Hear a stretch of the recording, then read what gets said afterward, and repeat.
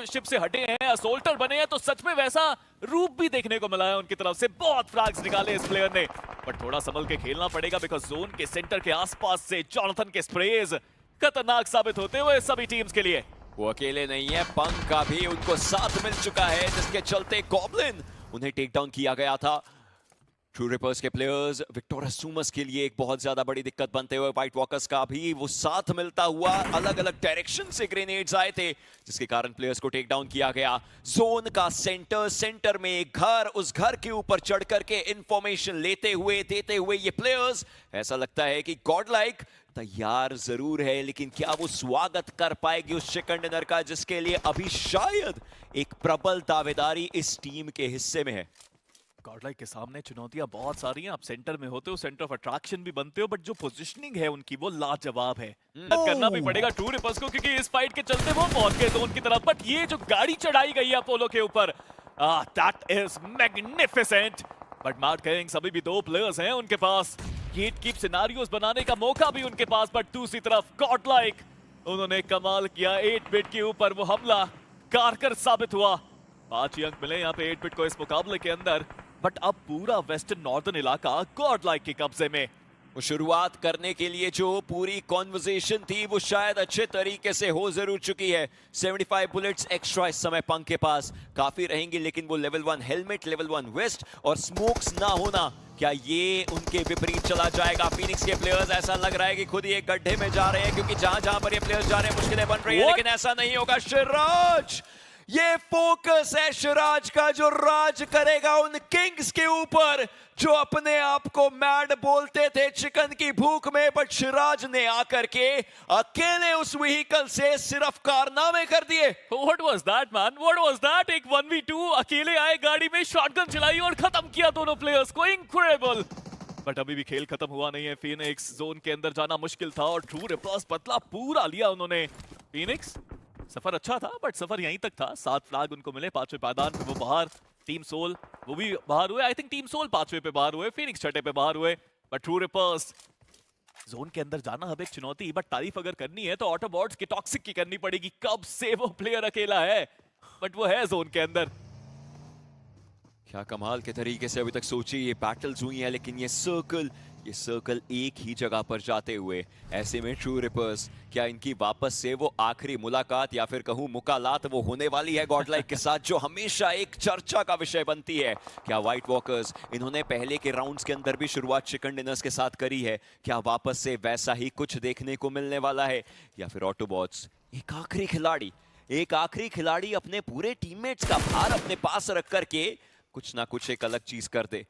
थोड़ा समय बचा है, अगला सर्कल धीरे धीरे आएगा, लेकिन इंफॉर्मेशन वो है जरूर प्लेयर्स के पास। स्पेशली ये पोजीशन काफी अच्छी है जोनाथन की। काफी देर से हम उनको देख रहे हैं, यहीं पे बैठे हैं, पूरी इंफॉर्मेशन लेके बैठे हैं। जहां भी प्लेयर्स दिखेगा जरूर अपने बाकी साथियों को बताया जाएगा उनके बारे में।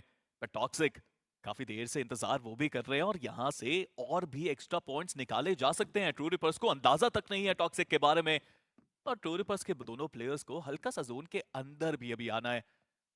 वहीं व्हाइट वॉकर्स तारीफ जितनी करो उतनी कम, शुरुआत लाजवाब।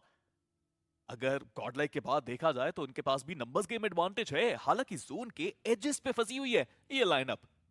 एग्जैक्टली उस एरिया से वो थोड़ा कंपैरेटिवली लोअर ग्राउंड भी है, तो उस एरिया से उठ करके आना इनके लिए एक बहुत बड़ी चुनौती बन सकता है। जैसे ही आप सर्कल के एज से बाहर की तरफ को इनफैक्ट आना शुरू करेंगे, आपके बारे में हर किसी को पता चल जाएगा। ये वो मौका जब फिनिक्स के प्लेयर्स ने एक चार्ज इन किया था, और ऐसे चार्ज इन के लिए कोई भी तैयार नहीं था। शिराज के बारे में पता जरूर चल चुका था, लेकिन व्हीकल के अंदर सीट भी बदली, सीधा जाकर के प्लेयर्स को खत्म किया। मैट किंग्स इस चीज को नहीं समझ पाए थे, पहेली बन गया उनके लिए। जी हाँ, बट पहेली को सुलझाने के लिए ट्रू रिपर्स मौजूद वहां पे। दूसरे रसोल को खत्म किया था व्हाइट वॉकर्स ने, 5 फ्रैग्स निकाल चुके टॉप 4 के अंदर ये खिलाड़ी। Off to a great start, और जितनी भी टीम्स को मोमेंटम चाहिए था ना, वो यहाँ पे टॉप 4 में आके इन टीम्स को तो मिल चुका है। बट गॉडलाइक एक बार फिर से वो जोन का एडवांटेज, पोजीशनिंग लाजवाब, higher ground advantage, numbers game advantage. अब इतने एडवांटेजेस के साथ तो एक चिकन डिनर बनता है। अब पंक अपनी लोकेशन हालांकि इस समय चेंज करते हुए नजर आ रहे हैं, जोन के थोड़ा सा बाहर को गए हैं। प्लेबल सर्कल की मैं बात कर रहा हूं, थोड़ा बाहर गए हैं, इंफॉर्मेशन फीड करना चाहेंगे। वहां पर एक लोअर ग्राउंड है, वहां पर अपने व्हीकल को रखेंगे, खुद भी उस कवर में थे, हवरक्राफ्ट उनके पास है। धीरे धीरे थोड़े एरियाज आसपास देखेंगे। मतलब पंक इस पूरे मौके पर सिर्फ और सिर्फ इंफॉर्मेशन लेते हुए होवरक्राफ्ट पे डैमेज टैंक करवा सकते हैं और वही चीज करते हुए नजर आएंगे। थ्रोएबल्स उनकी तरफ से डाले गए, डैमेज कोई नहीं होगा क्योंकि कोई उस जगह पर नहीं था जहां पर वो ग्रेनेड्स आए। बट अब क्या वो यहां से जो इंफॉर्मेशन दे रहे हैं उसके ऊपर उनकी टीम कैपिटलाइज कर पाएगी? लमाओ आर्थर को स्पॉट किया, एक और फ्रैग यहाँ पे अपनी टीम के लिए बटोरा। व्हाइट वॉकर्स के नंबर्स अब ड्विंडल हो रहे हैं, बट यहाँ पे इन सभी चीजों के बीच में, इन सभी शोर के बीच में देयर इज वन प्लेयर जो चुपचाप बैठे हैं और वो है ऑटोबॉट्स के टॉक्सिक। एंड अभी भी कोई आवाज नहीं कर रहा वो खिलाड़ी। बट व्हाइट वॉकर्स को देखिए कितनी आसानी से बचे हुए 2 प्लेयर्स जोन के अंदर पहुंच गए।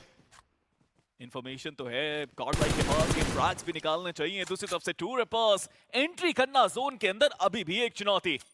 फिर इस समय प्लेसमेंट पॉइंट्स भी जरूरी हैं और उसके लिए ऑटोबॉट्स के प्लेयर वो कोशिश कर रहे थे टॉक्सिक, लेकिन ये ग्रेनेड आगे की तरफ को जाता हुआ लकी है इस मौके पर, लेकिन शायद कि ओलमाओ का ध्यान उधर उतना ना जाए।